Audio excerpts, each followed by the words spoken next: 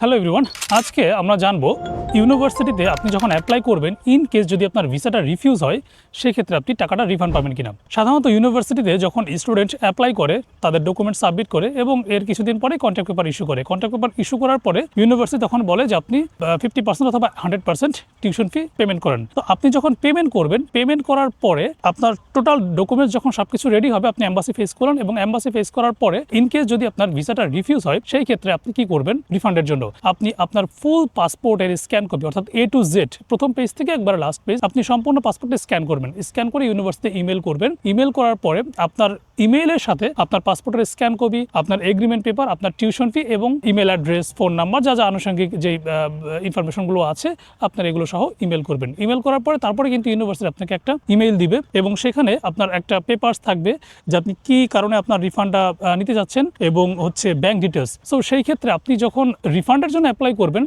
তখন কিন্তু সাধারণত আপনি টিউশন ফি যে অ্যাকাউন্ট থেকে আপনি পেমেন্টটা করেছেন অবশ্যই আপনার রাশিয়ান অ্যাকাউন্ট হতে হবে। যেহেতু বাংলাদেশ থেকে আপনি সরাসরি ব্যাংকের মাধ্যমে পেমেন্ট করতে পারবেন না, তো রাশিয়াতে যারা অবস্থান করছে এবং রাশিয়াতে যারা আছেন তাদের থ্রুতেই আপনাকে এই টিউশন ফিটা পে করতে হবে। তো আপনি যার থ্রুতেই আপনি টিউশন ফি পে করবেন না কেন তার ব্যাঙ্ক ডিটেলস কিন্তু আপনার লাগবে। তখন তার ব্যাঙ্ক ডিটেলস সহ পাসপোর্টের স্ক্যান কপি, আপনার এগ্রিমেন্ট পেপার এবং আপনার পেমেন্ট স্লিপ সব কিছু দিয়ে কিন্তু আপনাকে ইমেল করতে হবে। সাধারণত 30 থেকে 45 দিনের ভিতরে ইউনিভার্সিটি এটা রিফান্ড করে দেয়। অর্থাৎ আপনি যে অ্যাকাউন্ট থেকে আপনি পেমেন্টটা করেছেন আপনার ওই অ্যাকাউন্টে কিন্তু টাকাটা রিফান্ড চলে আসবে। পেমেন্ট রিফান্ডের যে আবেদন এটা আপনি নিজে করতে পারেন অথবা আপনি যে রিপ্রেজেন্টেটিভের থ্রুতে আপনি ইউনিভার্সিটিতে ফাইল দিয়েছেন তার থ্রুতে আপনি এটা রিফান্ডের জন্য আবেদন করতে পারেন। তো সাধারণত যদি আপনার প্রতিনিধি এই পেমেন্টটা করে থাকে তাহলে স্বাভাবিকভাবেই তার অ্যাকাউন্টে কিন্তু এই টাকাটা চলে আসবে এবং সে আপনাকে বাংলাদেশে ব্যাংক অ্যাকাউন্টে হ্যান্ড ওভার করে দিবে। সম্পূর্ণ সিস্টেমটাই এভাবে হয়ে থাকে। আপনি যদি কোনো প্রতিষ্ঠানের থ্রুতে করেন তাহলে এটা সম্পূর্ণ রেসপন্সিবিলিটি বা দায়ভার কিন্তু প্রতিষ্ঠান বহন করবে।